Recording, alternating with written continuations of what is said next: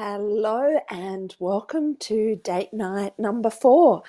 It's exciting to be here with all of you again on this Wednesday evening. I hope everybody's doing okay in isolation. I know it can be challenging for some when there's concerns about schooling and finances and businesses and what happens next. So I'm offering these date night experiences as a space to give you some inspiration, some ideas, some sense of connection during this time.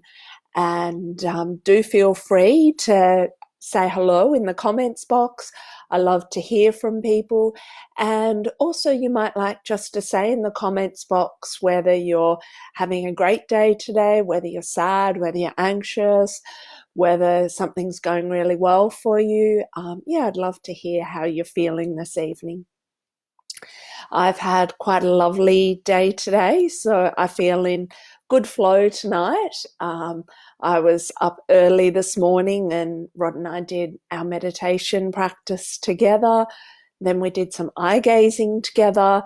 And then I did my own dance practice while Rod prepared some breakfast. And then I had smoothie for my breakfast and did some work for a few hours, and then met a girlfriend at the beach, and we had quite a long walk and chat, keeping in mind the social distancing requirements. And then I had a bit of a mission in the afternoon to round up pet food because there's a bit of a kangaroo mince shortage at the moment, and particularly my little Hades here loves kangaroo mince and gets upset if I don't have any. So that was a bit of a mission to find some.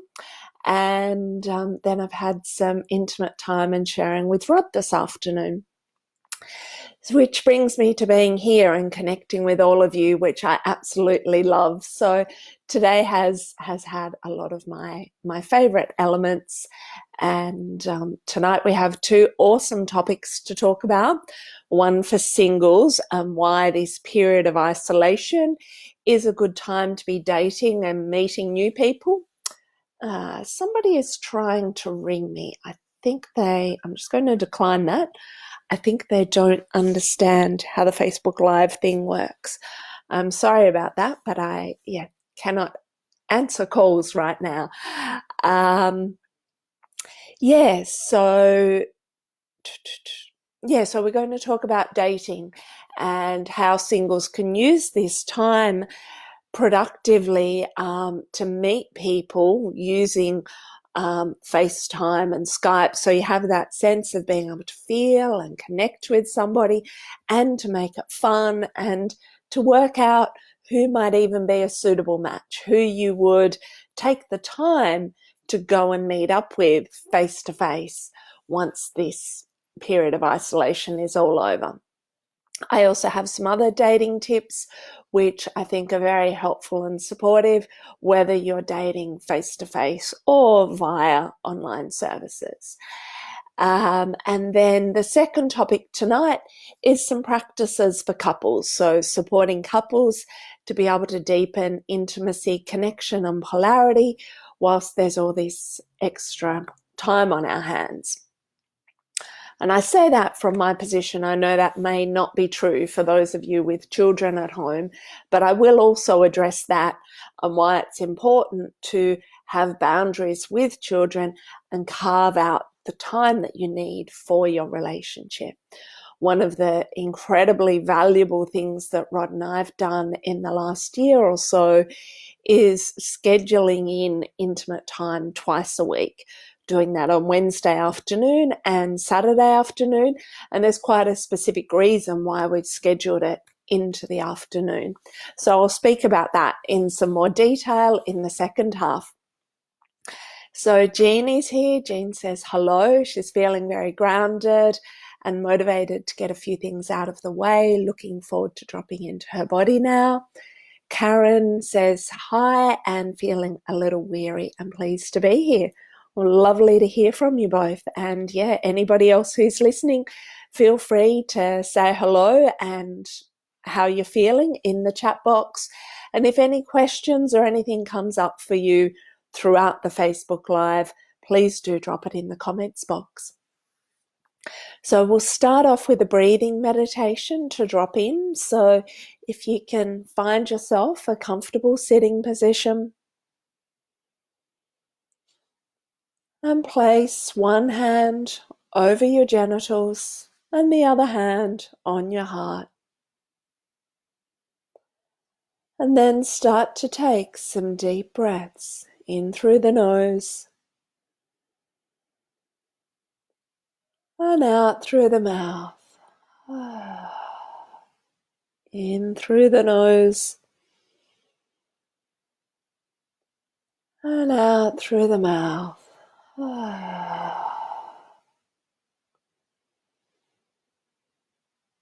And on a scale of 1 to 10, noticing how present and how connected you feel in this moment, without any judgment, without any analysis, but what would your number be on a scale of 1 to 10?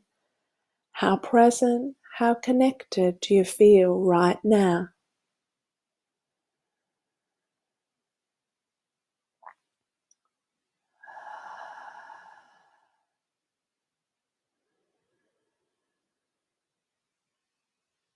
Having one hand cupping your genitals, the other hand resting on the heart.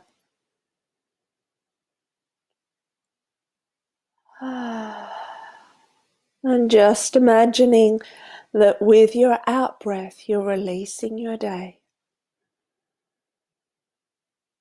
With your out-breath, you're letting go of any holding on.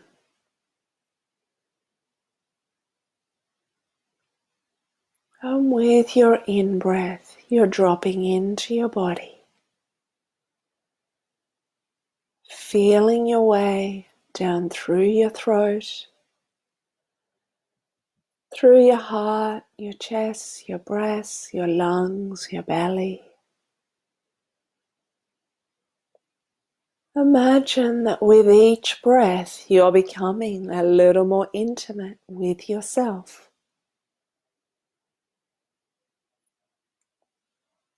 Feeling yourself from the inside out. Feeling the way the breath moves through you.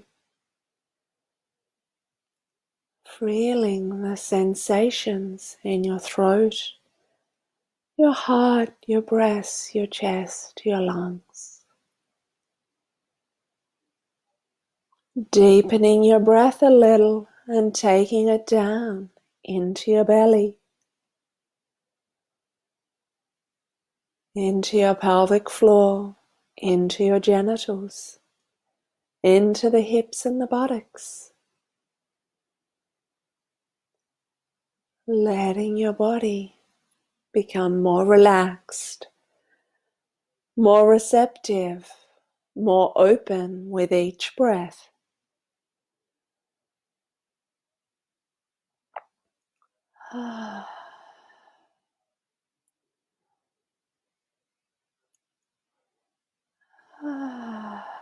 Imagining letting go of anything you need to release as you exhale, letting go of your schedule for the day, family commitments, responsibilities, letting go of those on the exhale, and coming back to be present just here with your body, being intimate with your body, as though there's just this moment, nothing else for you to concern yourself with, just your breath and the sensations in your body in this moment.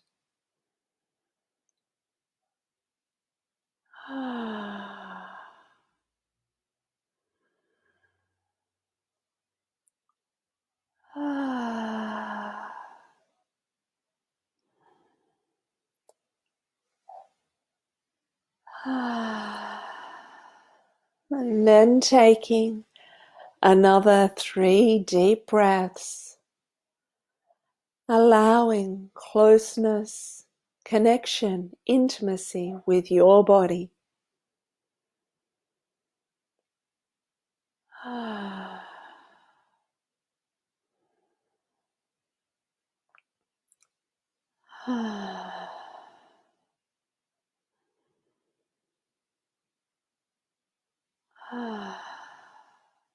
And then on a scale of 1 to 10, noticing how close, how connected you feel to your body in this moment.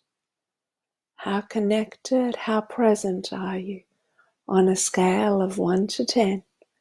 Noticing if it's changed from the beginning of the practice. And then opening your eyes.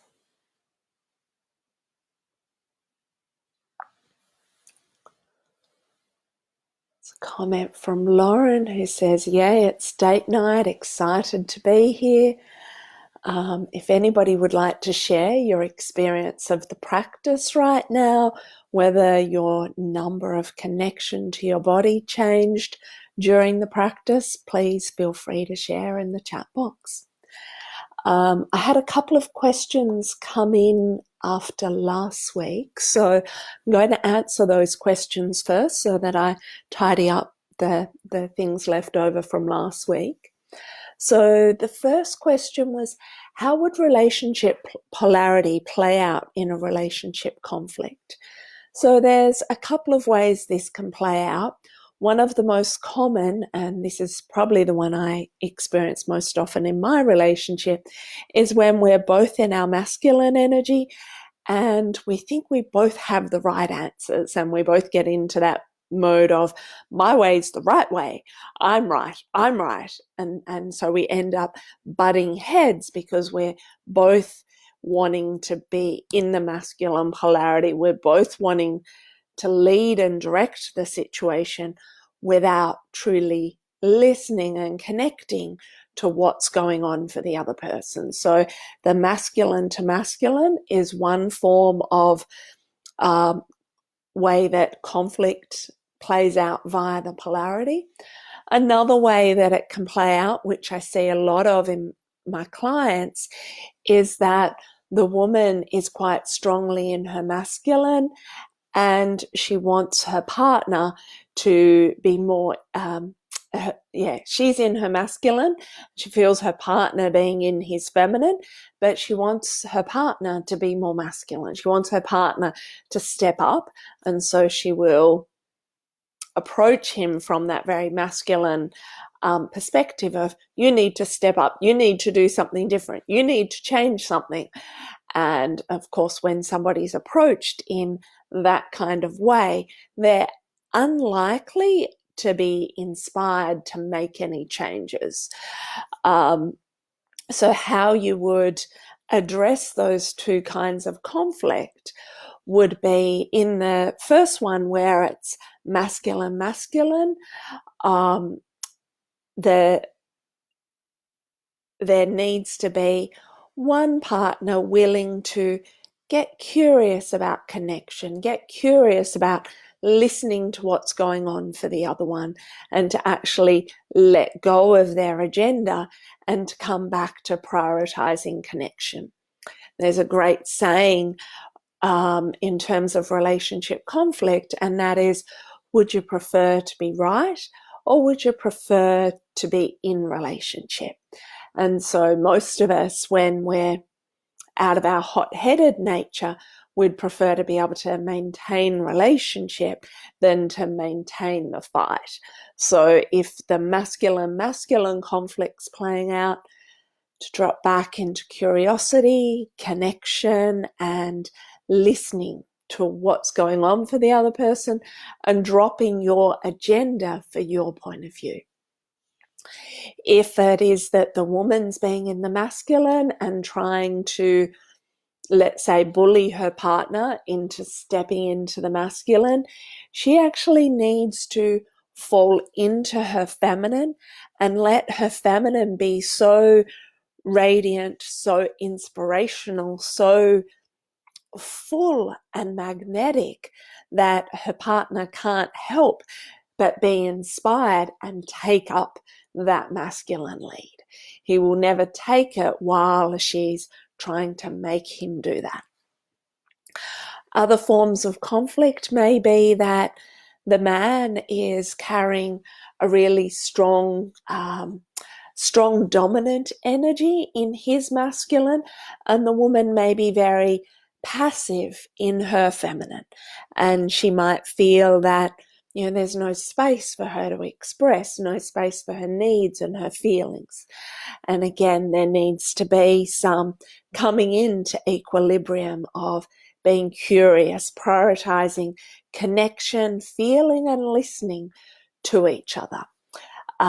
Also just coming back to the basic principles of polarity, where it just takes one person to make the conscious decision to fall back into the feminine polarity if you're wanting to go into the feminine, or if you're wanting to go into the masculine, to kind of step into that like stillness, strength, direction, presence of the masculine. There's a sense that the masculine, and this is where I often refer to the polarities being similar to a penis and vagina. So the masculine polarity does this thing where, like a penis, it becomes erect, upright, present. Here I am, ready for action, ready to direct, to penetrate.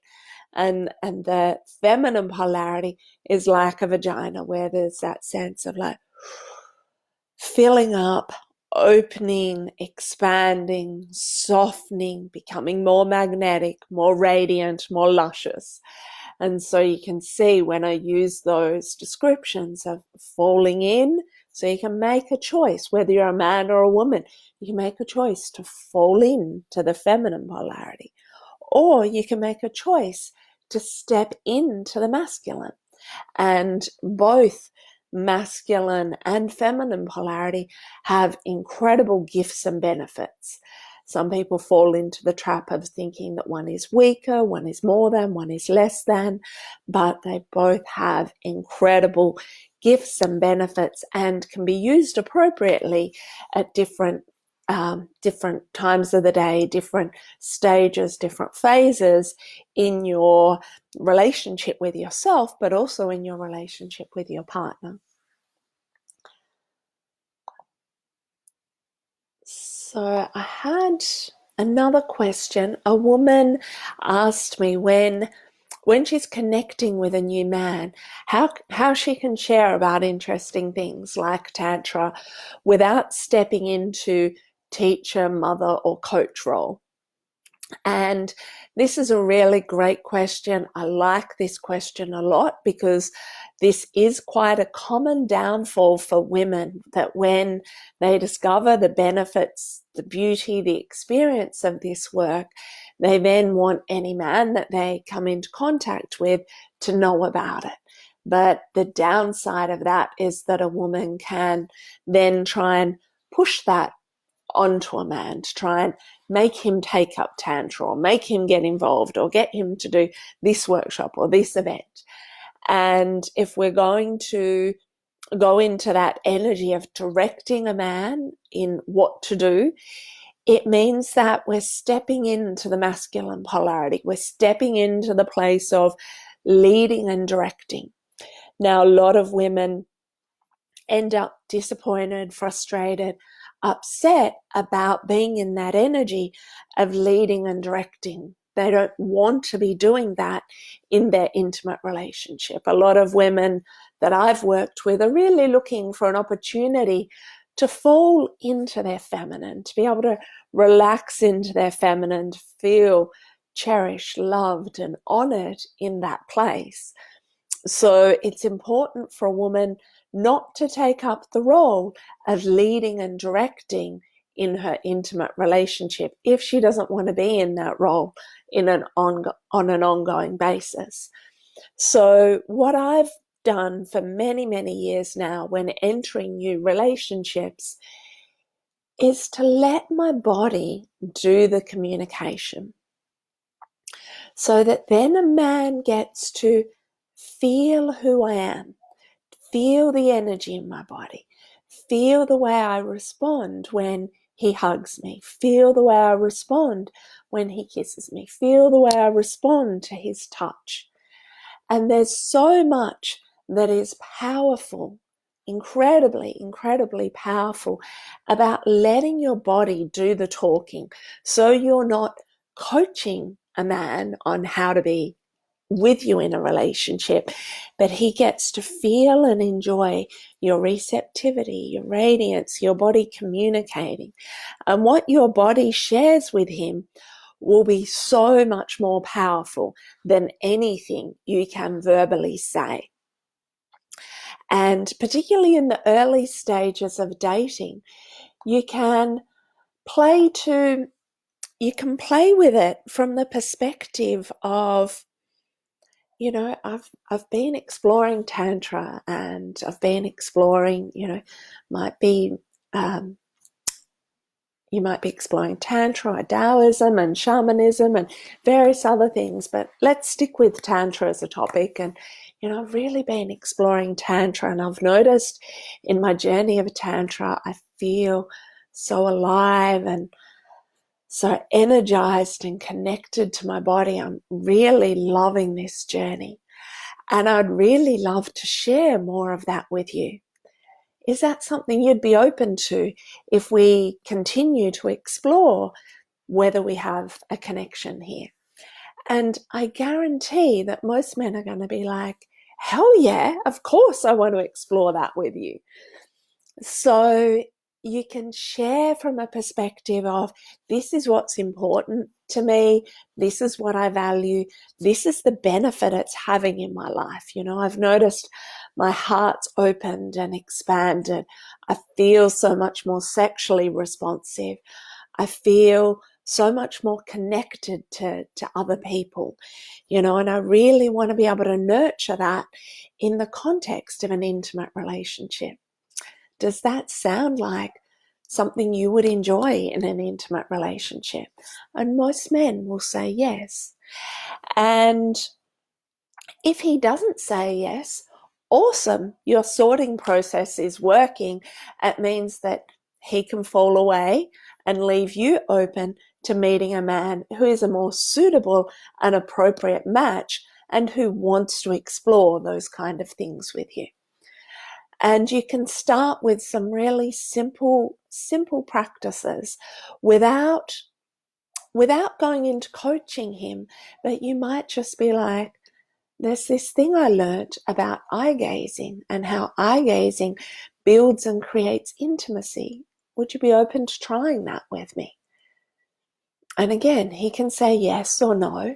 And if he says no, you might go, okay, maybe he doesn't want to follow through on exploring this practice with me. If he says yes, then you can just share from the perspective of, this is what eye gazing looks and feels like.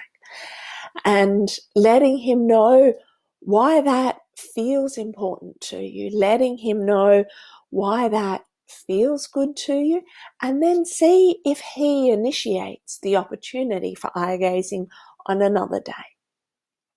There's also some really simple touch practices that you can do as a way of introducing somebody to simplicity of touch and connection without going into coach mode, but just, would you like to try this with me? This is something that I would like to try. So you can put forward practices without it being a demand or a direction, but simply an invitation, like, oh, this feels good to me. I'd like to explore this with you if you're open to it. And even something like, one of the things that's often important for women is being able to slow down sexually and experience sex in a different way. And women often struggle to know how to communicate that to a man. So you can share that in a really beautiful and simple way to say, I've noticed that when I experience penetration or when I experience intercourse in a way that's slower and includes some eye gazing and includes a sense of being felt more deeply, then my body opens so much more. My body becomes so much more responsive. And by letting a man know the benefits of going slowly, letting him feel that excitement in your body, then he's highly incentivized, highly motivated to want to meet you in that deeper, slower level of connection. Even something as simple as the way that the breast is touched. I know I've often been challenged in the past and when I was much younger by men being overly focused on the nipple but not paying enough attention to the rest of the breast. And I notice I have a lot of sensitivity in the entire breast. And in actual fact, the nipple can be even more sensitive when the whole breast is included. Now, that's not something that I would specifically tell a man in those words. But what I would say is, I love it so much when you caress, when you cup, when you stroke the whole breast. I feel my heart expand and open up, and my whole body responds when you touch all of my breast. So that way I'm not focusing on the bit that I don't like. There's a tendency for women to focus on the bit they don't like, which would be, don't just go straight for my nipple. But of course, when you focus on the thing that you don't like, you're not motivating or inspiring a man to know what does work. So then if you demonstrate in a sensual, inspiring, loving way, then all of a sudden a man is much more inspired to meet you in that request. I hope that makes sense to the person who asked the question about connecting and sharing with a new man. I can see there's some more comments come in, so I'm just going to check the comments for a moment. Paul says hi. Helen says, I'm glad to rehear teachings and calling the aspects of masculine and feminine benefits. Hi, Helen. Lovely to have you here. Firdoz says, sunny breakfast date morning in London. Martina, thanks. Fergus says, delicious brunch here with delicious conversation. Awesome. I love that people are connecting in from all over the world. We've got Fergus in Italy, Firdoz in London. We've got people from all over Victoria and different parts of Australia. So yeah, it's really beautiful to feel this expanded sense of global community during our time of isolation. Lauren is grateful for the answer I just gave. She's going to try it out next week and let me know. Report back next Wednesday for date night so we know if it worked. So moving into the first topic, for singles, how to explore online dating in this time and how to do it in a way that's safe and still have fun. I've been speaking to a few people who've been using online dating and using Skype, Zoom, Facetime as a way to connect and feel each other and go back to a basis of what I would say is kind of like old-fashioned courting, that sense of finding out who the other person really is before you become physically intimate with them. I've got a few other people commenting here. Astrid says she just jumped in but loved that, which I think was about my response to the question. Isabel is here from Vienna. Beautiful. Lovely to have you here from Vienna. Good representation of Europe showing up. Okay, so why I think it's important to get to know somebody and to get to know who they are before you become physically intimate. And this is actually advice I took on board myself around about probably 6 or 7 years ago now. So both this relationship with Rod and my relationship prior to being with Rod, both of those relationships started from a place of wanting to know who the man really was before I became physically intimate. And the reason I made that choice was because I realized previously I'd been in relationships with people who may not have been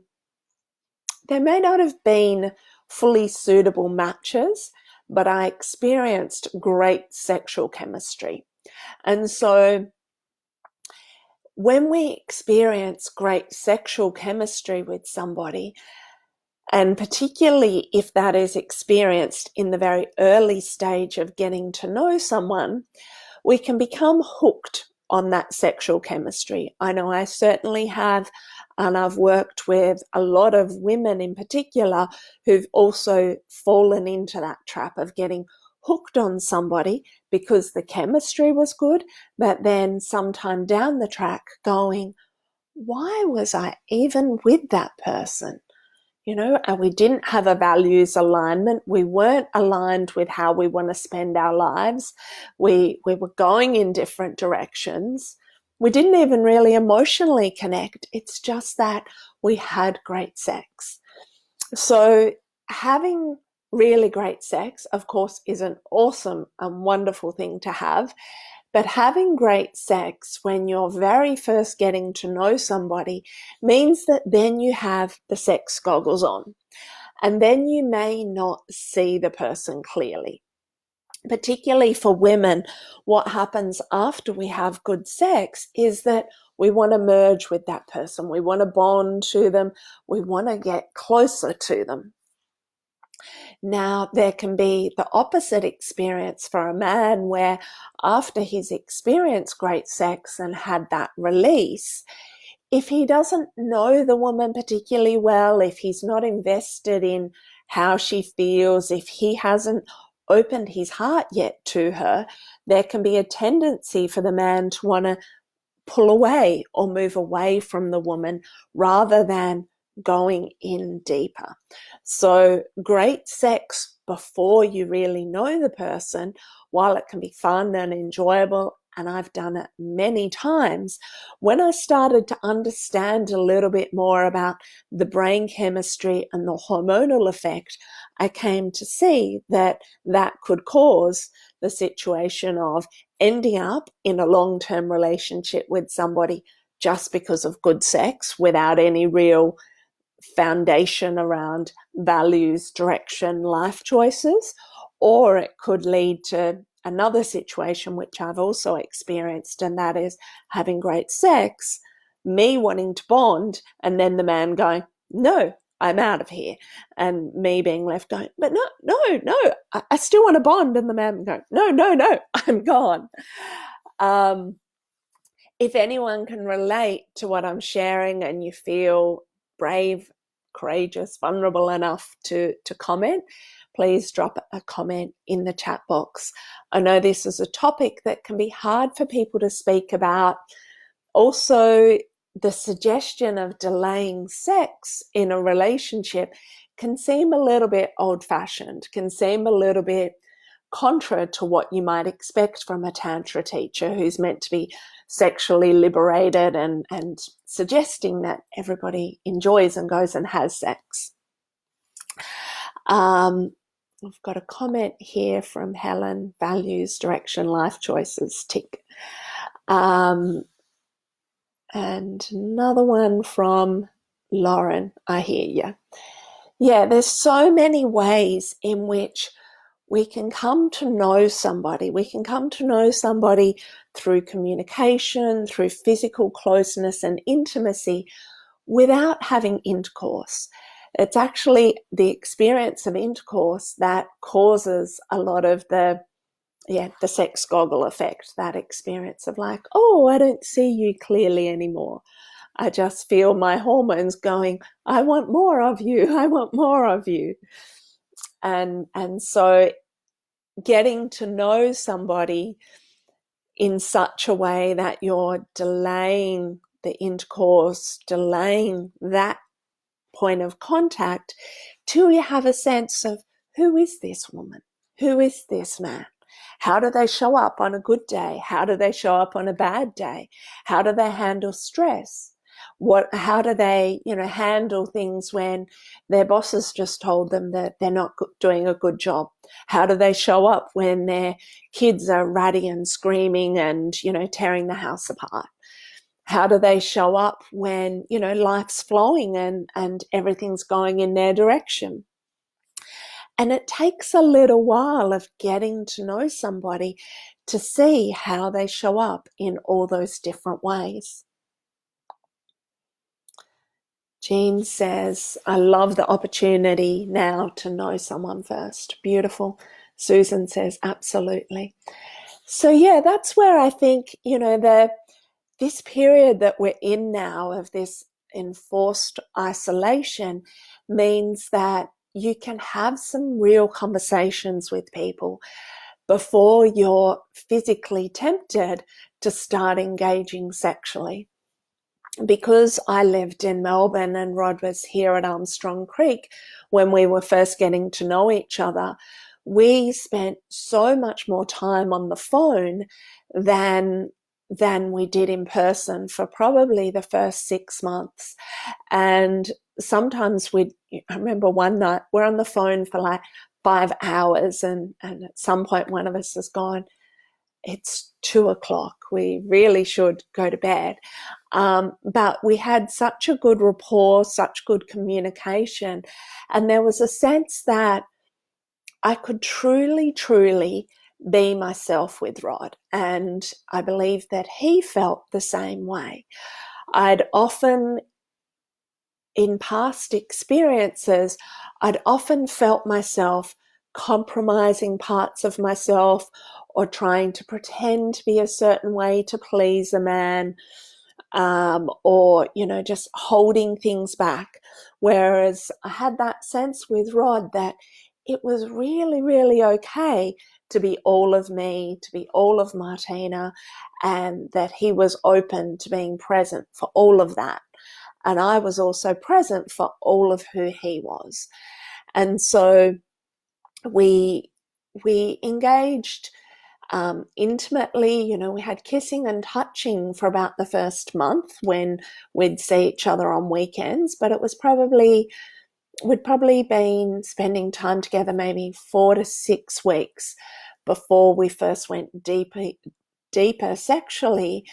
And the benefit of that was that we knew who each other was.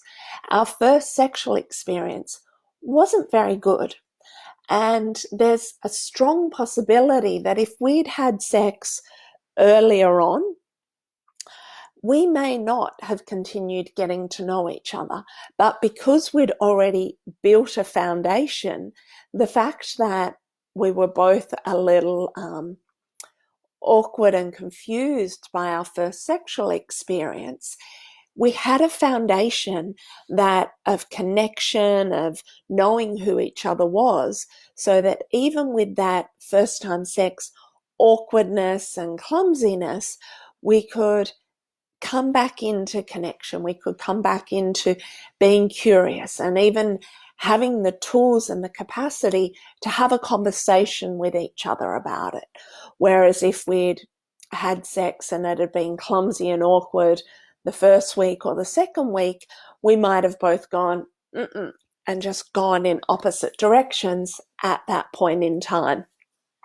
So yeah, there's me and a little bit of vulnerability and possibly a little bit of oversharing, but letting you know some of the downfalls of sex that happens too soon, but then the benefit of really building a foundation before you become sexually intimate.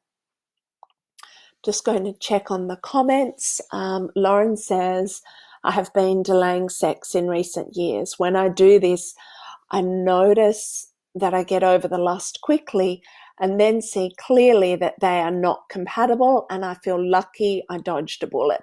Exactly. That's what I'm talking about, Lauren. When you are present enough to go, who is this man?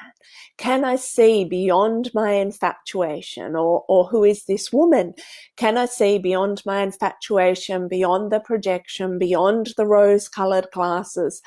how does this person show up in daily life? Like, how does my body respond in everyday conversations with them? Do I feel safe and like I can really be myself with this person?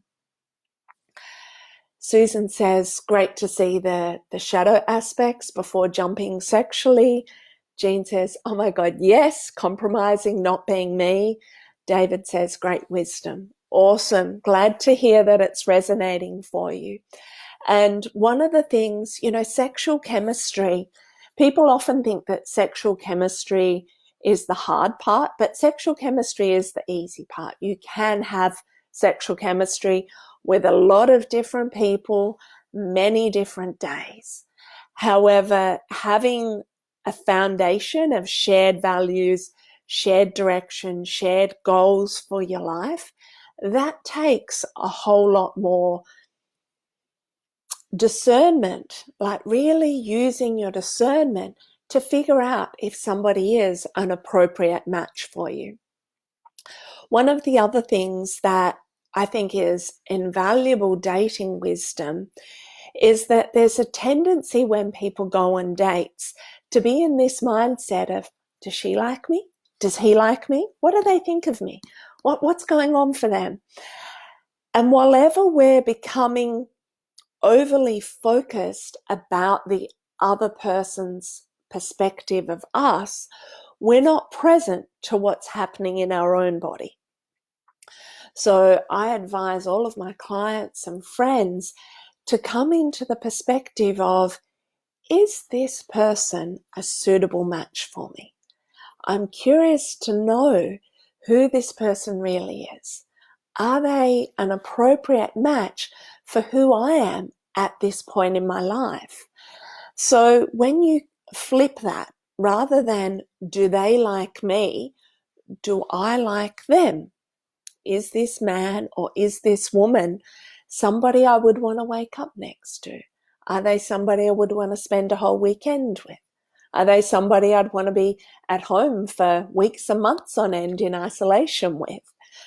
So when you start to date from that perspective of, what do I feel? What happens in my body? How do I respond to this man or woman? Then we notice so much more about who's appropriate and who's inappropriate for us. And it's good to be able to have some real conversations early on with people, so that then those real conversations help that sorting process. So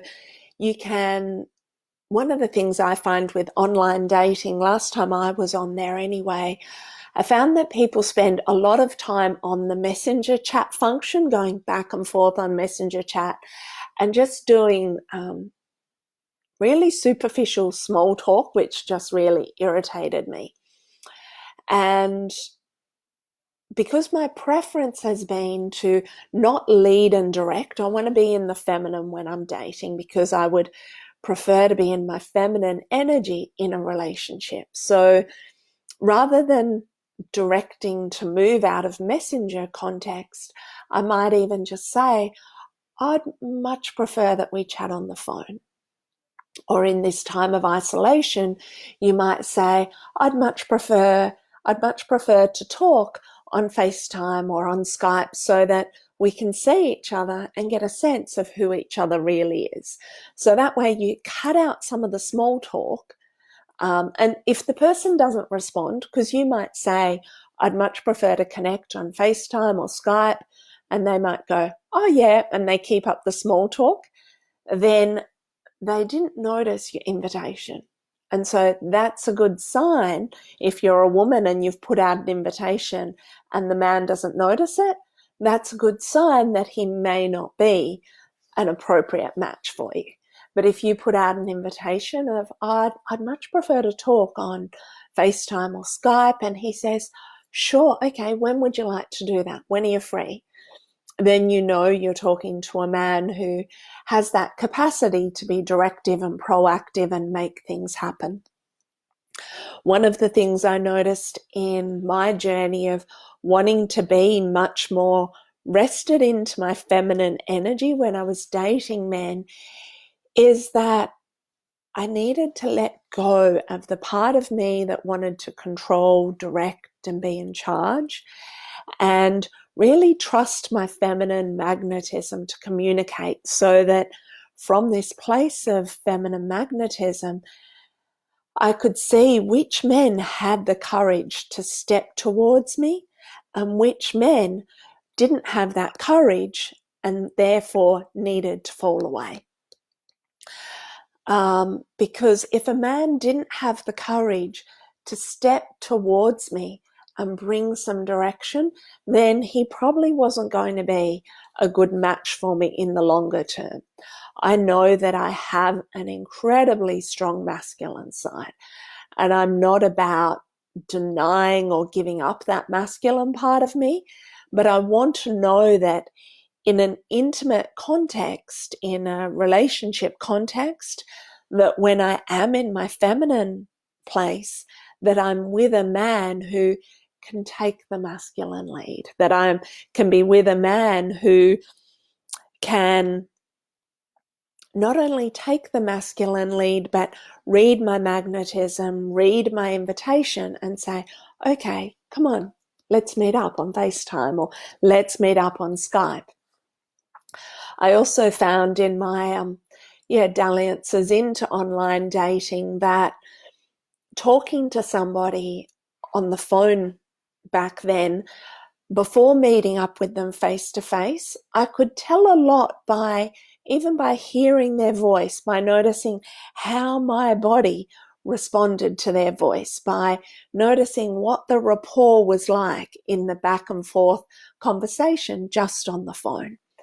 So if you're dating in these times and you've got FaceTime or Skype or Zoom that you can use, then you have the opportunity to see somebody and to feel who they are, to really notice how your body responds to them.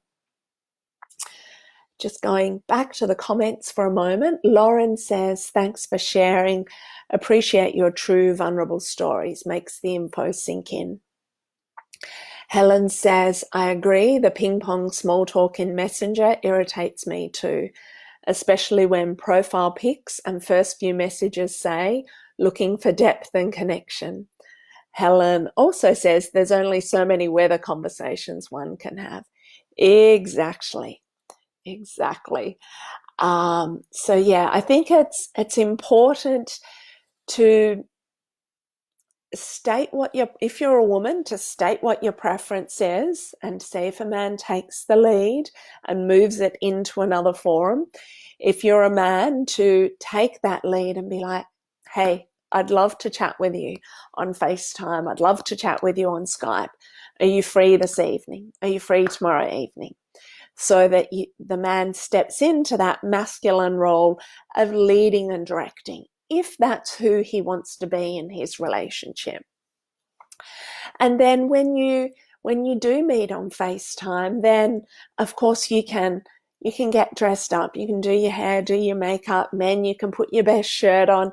So there is that sense of preparing for a date, preparing for, getting yourself ready to meet somebody and to feel the excitement and butterflies that can come with that. Jean says, which online dating platforms are suitable for what we are looking for? That's a good question, and something that I posted that question on Monday on my wall. You might have a look. Plenty of Fish. There are a few people who like Plenty of Fish. It also can connect to some of the social media platforms, so it gives you more transparency of who the person is. Somebody did say that there's not a lot of choice for older women on Plenty of Fish. Somebody said, okay, Cupid is quite good. Bumble and Hinge were recommended by a few people. There are a few other suggestions. What I believe is important, and I was once on a panel about online dating, because there's a bit of a perception that There's a perception that online dating is all about hookups and sex. My strongest belief is it's about what you put out there.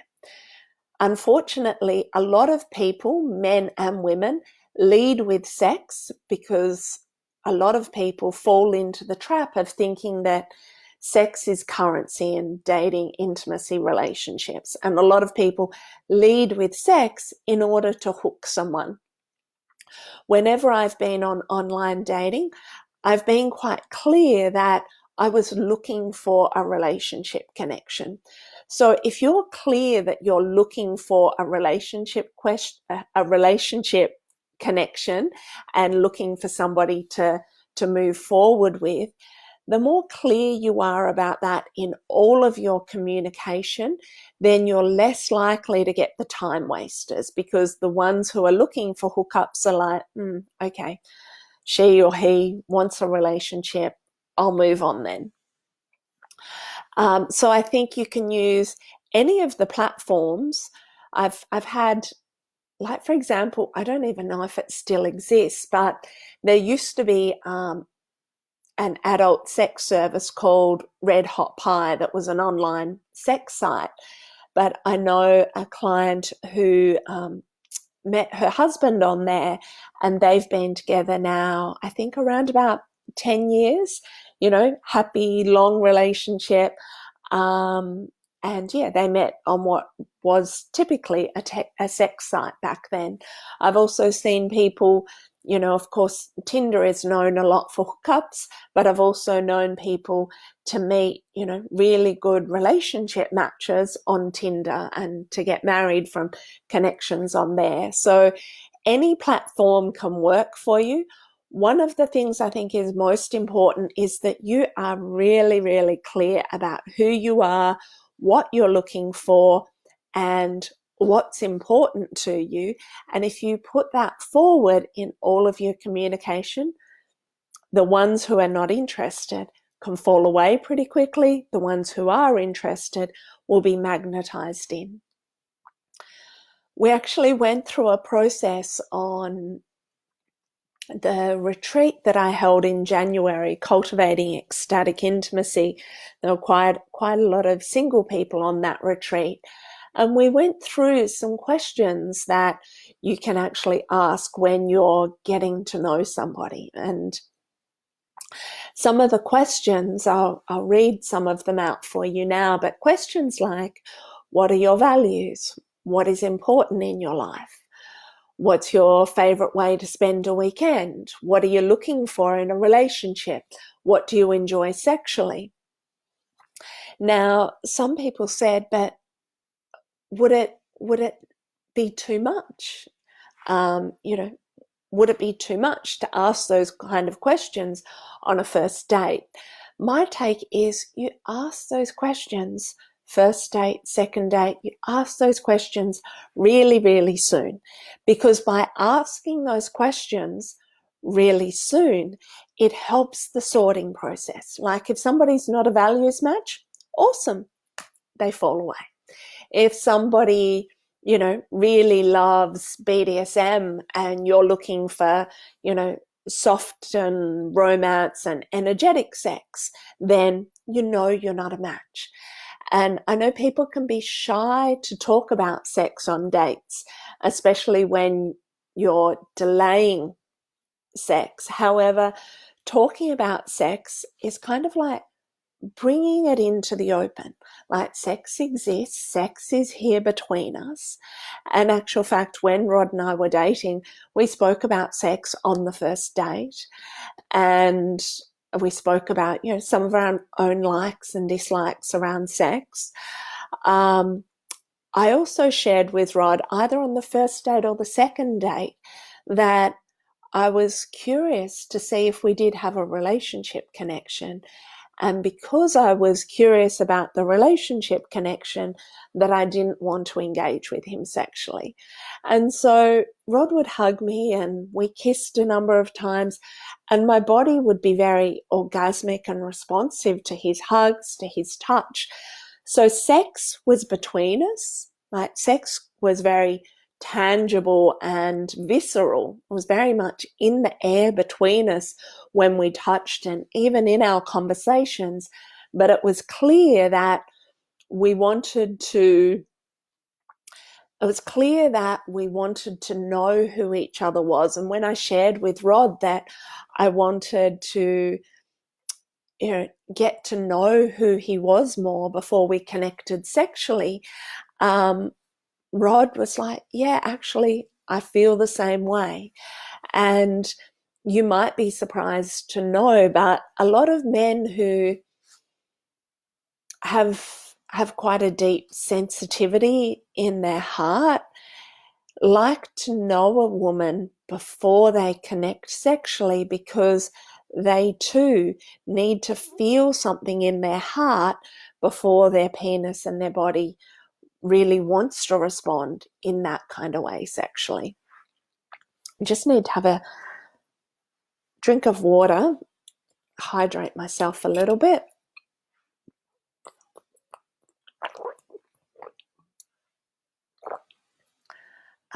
Susan says, love search seniors for over 45s may still exist. Awesome. I haven't heard of that, but it's worth looking up. I'm slightly offended that seniors and over 45s are in the same sentence, but I'll get over that. Lauren says, how did I meet my partner? Rod and I actually met at one of my events. Tantric Nights, when I used to run them, was quite a good place for people meeting each other. It's quite a few people who met at Tantric Nights when that event ran, but it's been retired for a little while. So Rod, came along to Tantric Nights, and I felt the sexual chemistry. I felt something the first time we met, and then the second and third time when he came back into the space.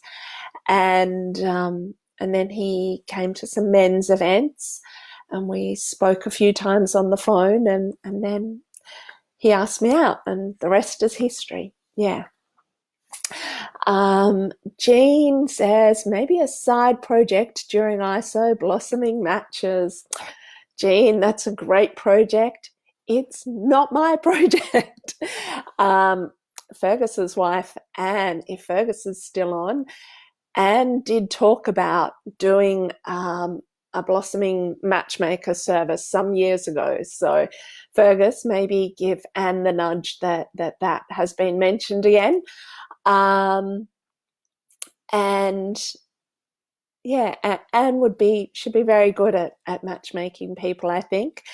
So yes, that might provide some inspiration, or anybody else who is out there and listening. If you want to take up the project, then blossoming matches could be a thing. There are clearly singles on here who are interested. We've got quite a few single women on here tonight. I'm not sure if there are single men present and they're just being silent, or maybe the single men aren't online tonight. Okay, so yeah, and I think on the interactions of, Fergus says Anne's into her art now, but he will remind her. He says, absolutely, that she'd be good at it. Yeah, she would be good at it.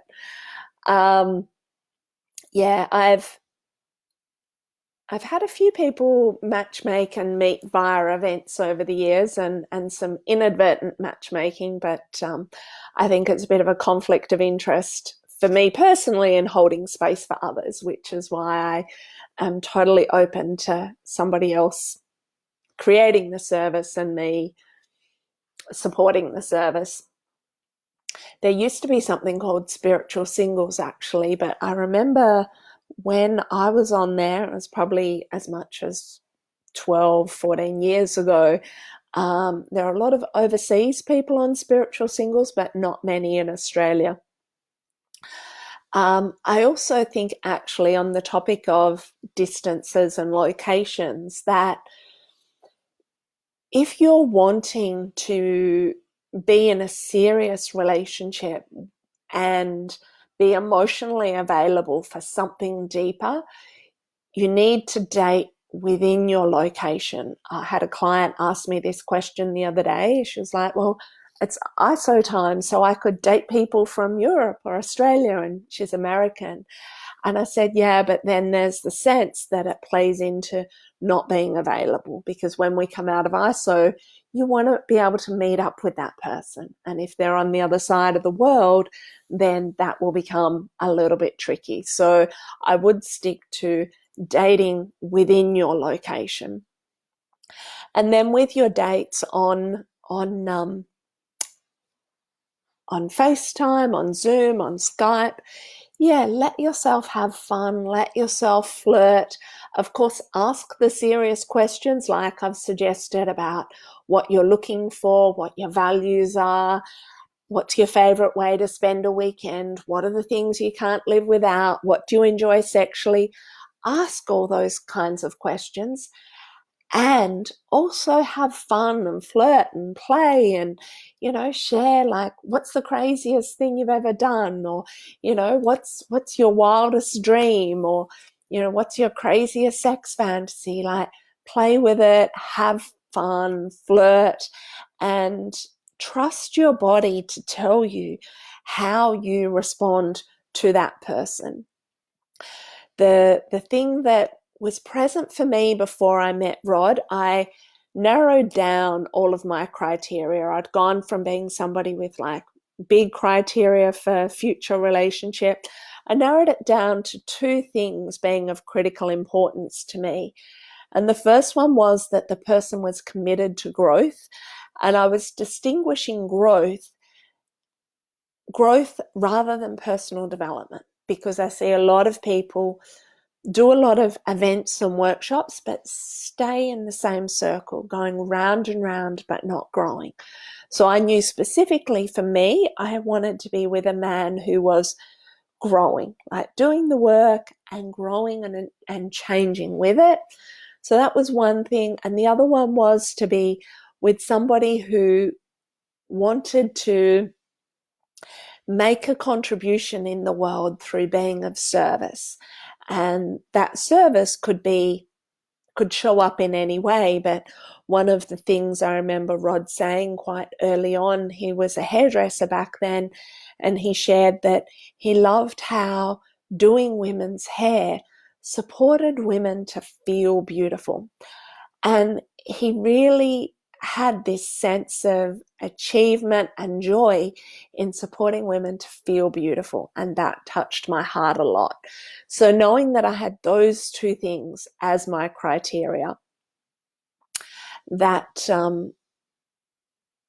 those two things as my criteria helped me to be able to be really, clear and discerning about what was important for me.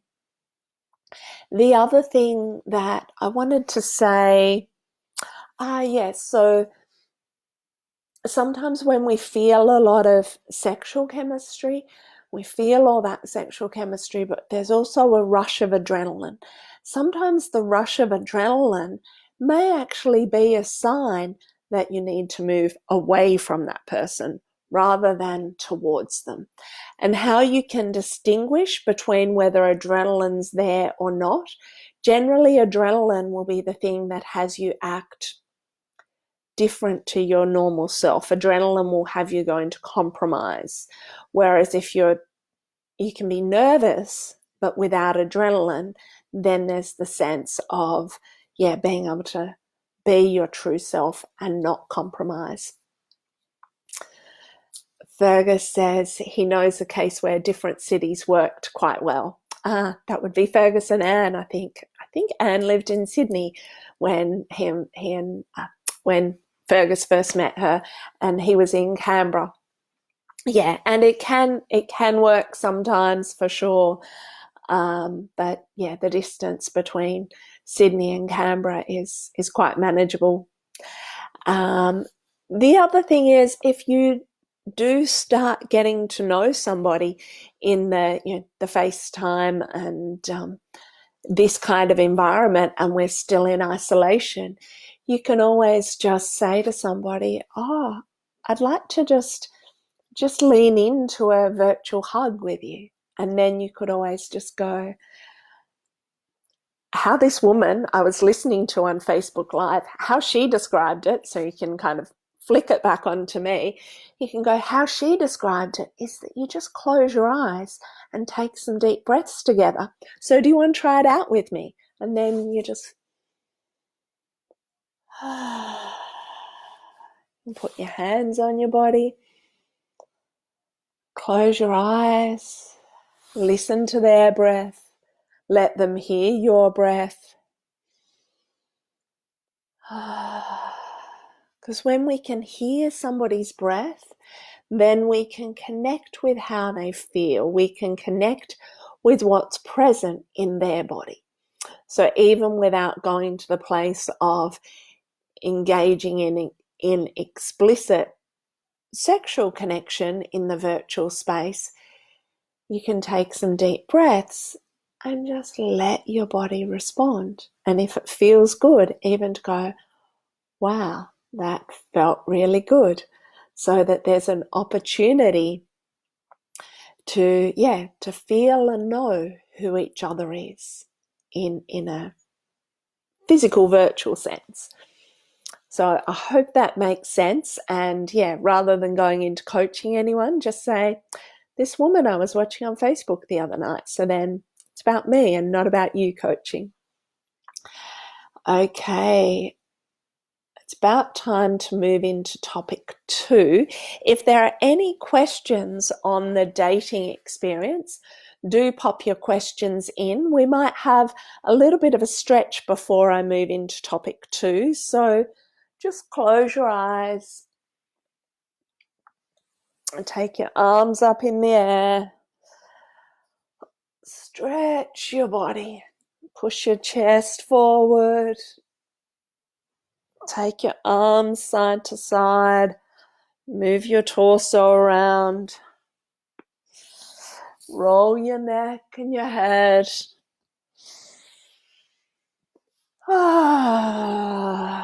Take some deep breaths.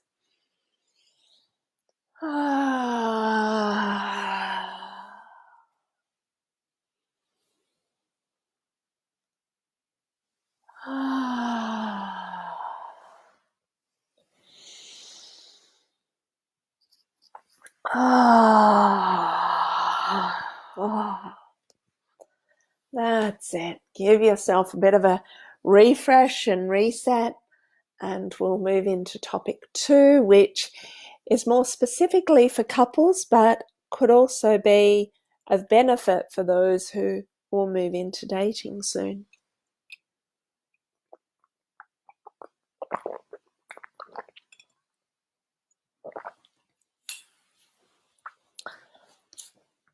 One of the most important things about practices for deepening intimacy, connection, and polarity is to have some sense of regularity in your relationship, some sense of connecting with each other often, because it can be that people put effort into work, family, social, various other commitments, and there's business, so on, have their energy invested in lots of different places, but then they don't put the same energy investments into their intimate relationships. And so two people in an intimate relationship, when they're living together, and they often, what I hear from clients is this sense of becoming like housemates. So they're comfortable, they're cozy, they get along easily enough, but they're like housemates because they're not specifically taking time to deepen their intimacy and connection. So one of the things that is really important is to share from your vulnerability. So to give you an example, I noticed this morning I was feeling a little bit awkward, a little bit vulnerable. And so during my dance and my morning practice, I was like, what is it? What's present here? And I noticed how Rod and I have been in a really beautiful flow with our relationship recently. We've been spending a lot of time together. We've both been very loving, very generous, very supportive of each other. So there's a sense of being in a particularly sweet spot in our relationship right now. And we've been together almost 4 years, which is, very long time for me. My longest ever connection prior to this was 5 years, but a very dysfunctional, very power loaded dynamic. So in some ways that doesn't count.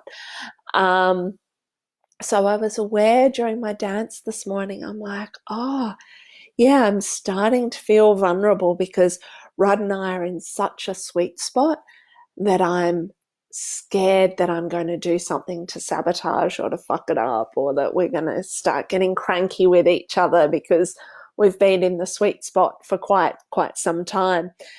And then I inquired a little bit deeper, and I was like, oh, and there's my fear of abandonment. And it's often my fear of abandonment, which is a long journey in my life and something I've journeyed a lot with. It's often the fear of abandonment that will cause me to be reactive, to act out towards Rod, to unconsciously push Rod away, or to become needy in relationships. So once I tracked all that in my practice this morning, then I could go to Rod and say, hey, I just need to let you know that we're in this really, really beautiful extended sweet spot at the moment, and I'm loving it, and it feels really good.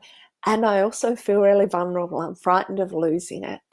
And he kind of had a little bit of a joke with me about, whether or not I was going to blow up the sweet spot. And I'm like, no, I'm not going to blow it up. And he said, good, because I'm enjoying it too.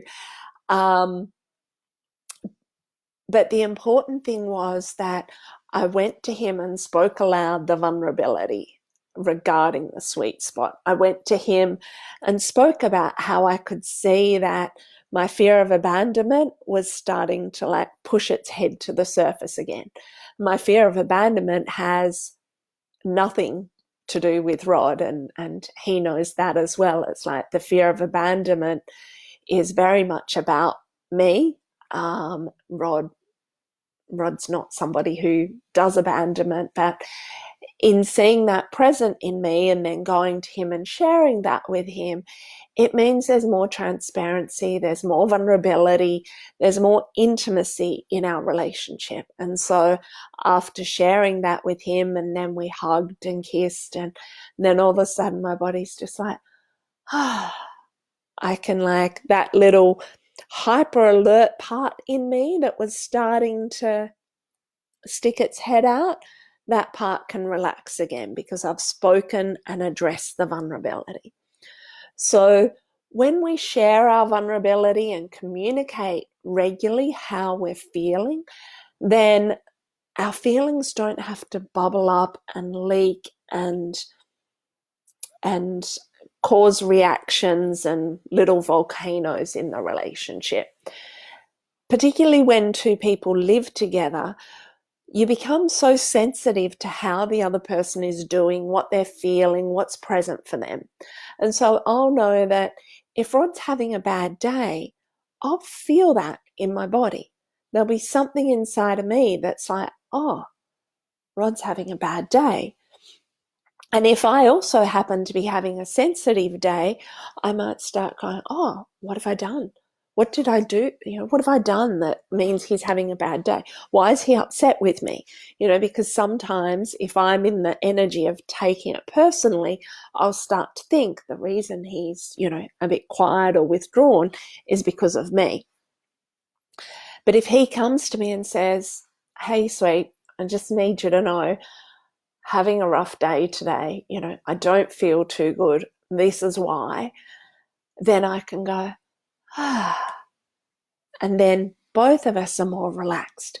So naming up how you feel, being transparent, being direct, being honest, so that it doesn't leak out unconsciously, is a huge, huge contribution to intimacy and vulnerability in a relationship. My practice and Rod's practice is that when we notice an uncomfortable emotion percolating, soon as we notice it, we will go and say to the other, this is what's going on for me, so that the other one doesn't have to guess or try and figure it out for themselves. Because when somebody's left guessing, leaves too much room for misinterpretation and then potentially taking it personally.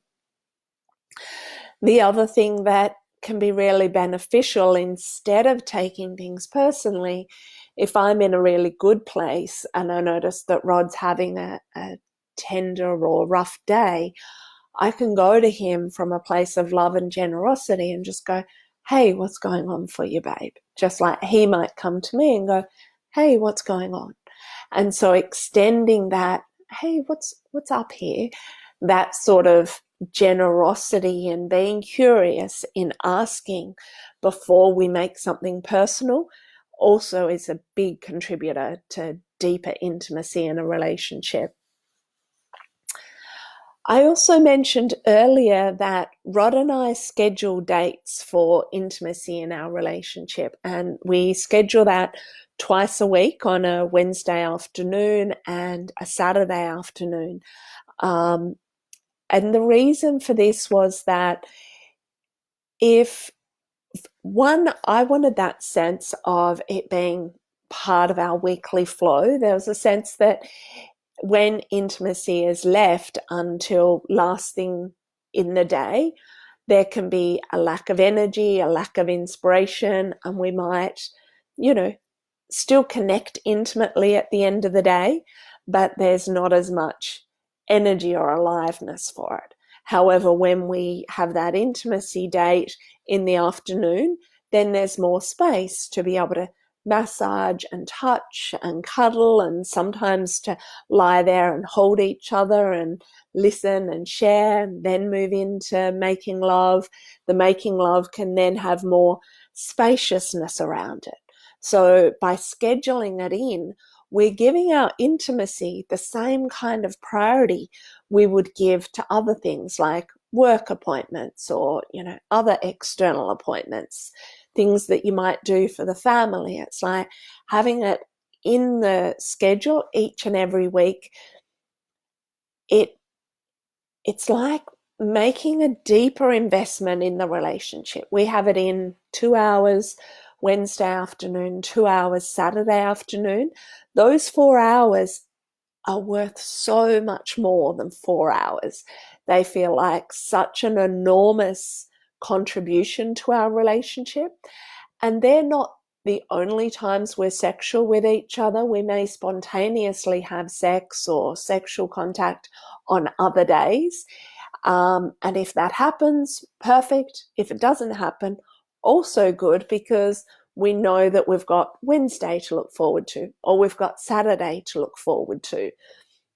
I find that people often leave themselves hungry in their sexual relationships. And it's something that I shared with Rod quite early on, that I wanted for both of us to feel sexually fulfilled in this relationship, and that we wouldn't leave each other hungry and needy and kind of waiting for sex.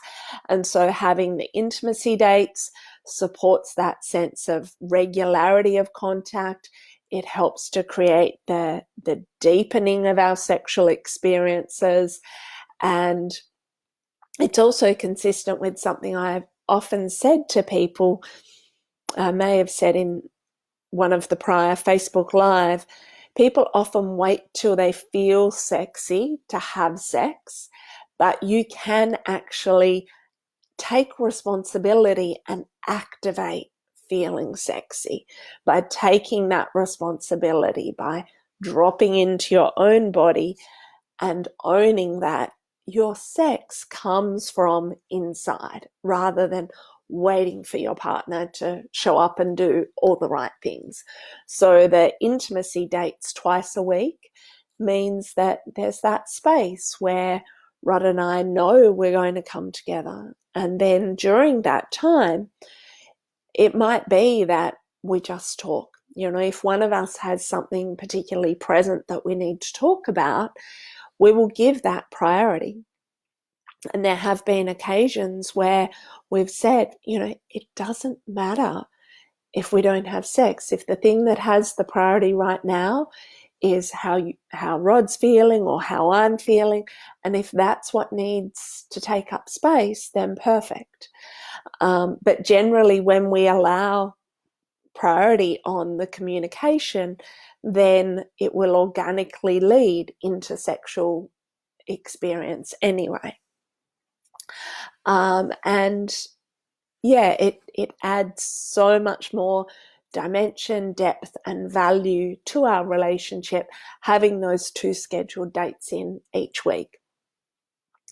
Another practice that you can do, which is something that I did actually reference speaking about the online dating, but it's also relevant for couples, is talking about what you like best sexually.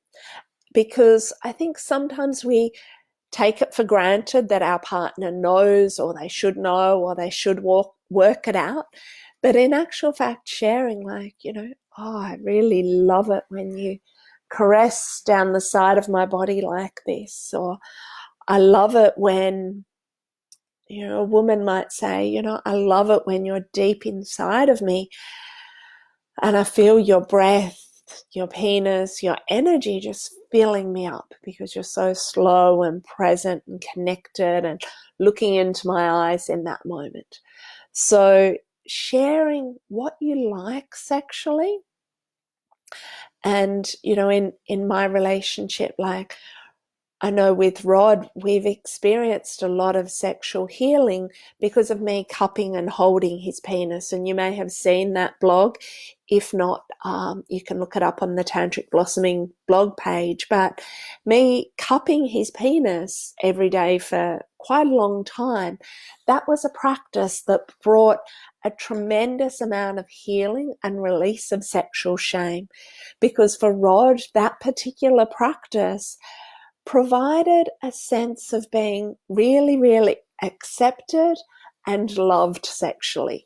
There was a sense for him that he could give up apologizing for having a penis. He could give up apologizing for being a man just by being held and cupped at his penis every day for what was probably a year or more. Also, Rod particularly loves the way that I give him oral sex. And so that's something that, you know, is a regular part of our lovemaking because I know how much he loves that.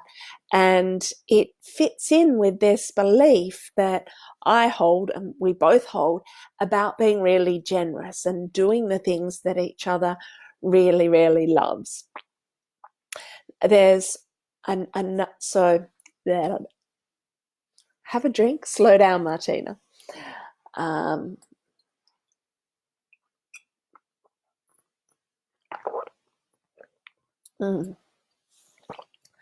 So the things I've spoken about so far for couples, there's sharing with how you're feeling, scheduling dates for intimate contact, talking about what you like sexually, being generous with each other. The other thing that I mentioned earlier that Rod and I do every day is eye gazing. And the beautiful thing about eye gazing every day, Rod and I, we sit down, set a timer for 10 minutes to eye gaze with each other. And again, that 10 minutes, sometimes we do it early in the morning, sometimes we do it in the evenings. But by doing that each day, it provides a really strong sense of connection, filling up. There's something that happens for me when we do it of feeling like, oh, I'm really, really seen. I'm held. I've received Rod's presence.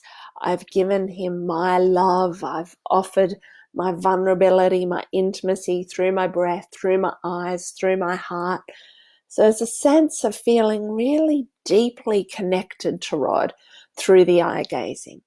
There are days when I don't want to eye gaze. There are days when I like get to eye gazing and I'll be like, and I might be like, there, and I'll let out a few kind of like roars and grunts, and then I can soften into it. There are other days during eye gazing where I've cried. There's other days during eye gazing where I've been really ecstatic and orgasmic and feeling lots of energy moving through my body. And they're just, it's amazing the difference that 10 minutes of true presence and connection can bring to a relationship. And Rod actually says the same thing as well. Like, he really feels the difference it makes to our relationship. And if we go for a few days and we miss it, there can be that sense of clunkiness because we haven't dropped into that space of connection with each other. So eye gazing I see is really valuable in terms of receptivity in a woman's body, like receiving the man's presence, the man feeling the inspiration of a woman's energy. There's a lot of vulnerability in the eyes, and also to remember that it's not about staring with the eyes, it's about allowing a softness so that you're receiving your partner through the eyes rather than competing and staring. So that way there's more opportunity to really feel in the connection. It's a comment here from Yael. We've started scheduling intimacy dates, but something it feels like neither of us knows quite how to initiate switching into that energy or how to start the date. Any suggestions? Good question. One of the things Rod and I've started doing, we actually have a shower that has dual shower heads. So we've actually started showering at the beginning of our date as a way to, because we can both be in the shower at the same time. So then we can chat a little bit, debrief whatever's kind of current in our day, and drop into presence as we're in the shower and connect with each other there. So that's been really, really useful for us. You might take on board some rituals. It might be lighting some candles, putting on some specific music. It might be that there are other times where Rod and I have started the date with eye gazing, or we've started the date just by lying in bed and having a chat first. So it can be a soft easing in, or you could make it a little bit more ritualized, as I say, with like candles and music, and then actually one of you saying to the other, okay, what would you like to receive? So leading with generosity, what would you like to receive today? So you might massage each other or go into a touch practice together. Susan says, do you eye gaze left eye to left eye or both eyes? No, we eye gaze left eye to left eye. So there's that sense that we're gazing into the more receptive eye. You can mix it up and just notice what happens in your body, but Rod and I've tested this of like, if you look into each other's right to right eye, it can feel more challenging. The left to left eye, there's that feminine to feminine that feels softer and more receptive, more connecting. Both eyes can sometimes be a little bit awkward because sometimes there can be a sense of the eyes darting around a little bit. So I find left eye to left eye, that gives a nice, beautiful sense of connection. Yael again says, or if it feels like the date is not in the flow of where the day is heading, which means at times the date has fallen by the wayside. Okay, so I think it's important to honor the time for the date. So If for example, you both have other priorities that have taken over, even to check in with each other and go, I'm not going to be finished until, 5 o'clock, and I know we were going to meet at 3:30, or, whatever it is, check in with each other, have a really clear and direct conversation about it, so that it's not just fallen by the wayside, because you don't want your intimacy dates to fall into, unconscious territory. You want to make sure there's clear communication and clear understanding of what's going on for each of you. And if you're unable to make the time on that day, even to say, do we need to reschedule this for another day? And I think that, really honoring it as much as you can. And if you don't have time for 2 hours, maybe you do 30 minutes, so that there is some sense of having honored what your commitment is. Carl says, both eyes are awkward and sees us switching eyes. Good tip for left to left, for sure. Yeah.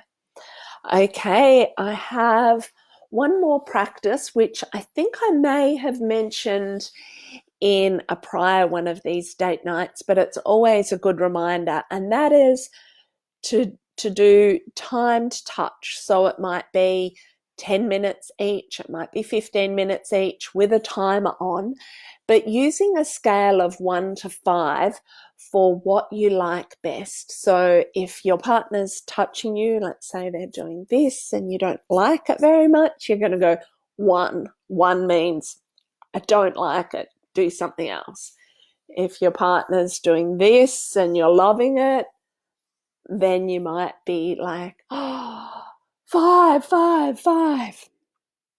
So you use the scale of 1 to 5 as a way to communicate more objectively, and it avoids the situation where people can take their partner's feedback personally and get upset, because sometimes people will focus on, I didn't like it when you did that. I didn't like that kind of touch.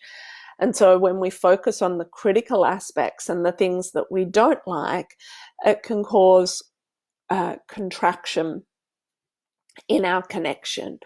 Whereas using numbers is a way to keep the flow, the energy, the communication open. And the person receiving might need some prompts for numbers. When I do this practice, leading it at couples retreat, sometimes people get so blissed out in receiving that they forget to do numbers. So sometimes I'll be like, number.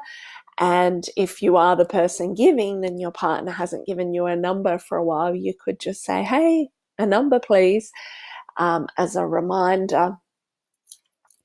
But yeah, the timed touch dates with, 10 minutes each, 15 minutes each, 20 minutes each, and finding out, does your partner prefer it when you're firm? Do they prefer it when you're light? Do they prefer it when you rub your face against their body?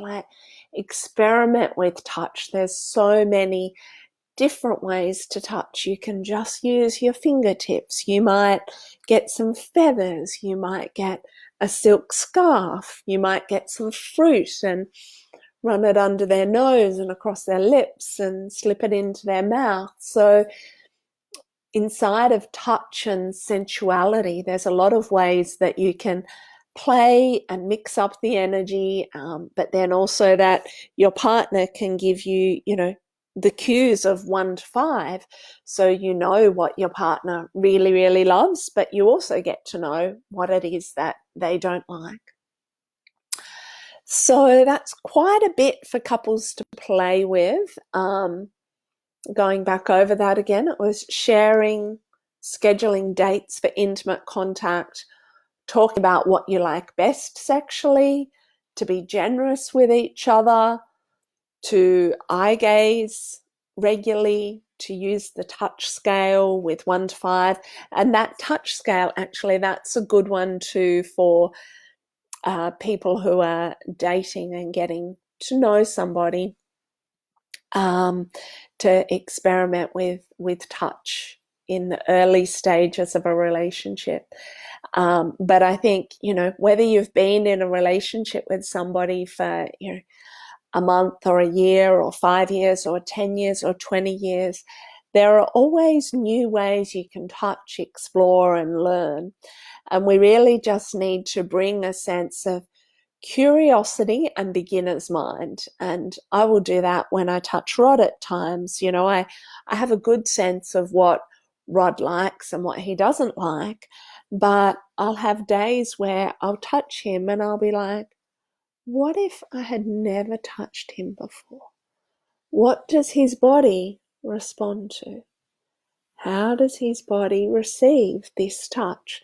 So just bringing that real sense of curiosity and beginner's mind can be a really great way to learn new things about your partner, and you might find things that you didn't even know your partner liked before. And one last tip, because I had it on my notes, and even though I've gone over time, I wanted to share it, and that was to breathe more fully when you make love. Oftentimes, the thing that's missing for people when they make love is that they're not present with each other. And one of the quickest ways to deepen in presence is to breathe more fully. So next time you make love, breathe more fully and imagine breathing in the feeling of your partner as you take deep breaths, and just notice whether or not breathing more fully, breathing more deeply, notice whether it brings more sensation, more connection, more energy to you and to your partner. So I have talked a lot tonight. It's been almost an hour and 40 minutes. So I'll just stay open for another minute or two if there are any last questions or comments. But yeah, otherwise I'm almost ready to go and get some dinner.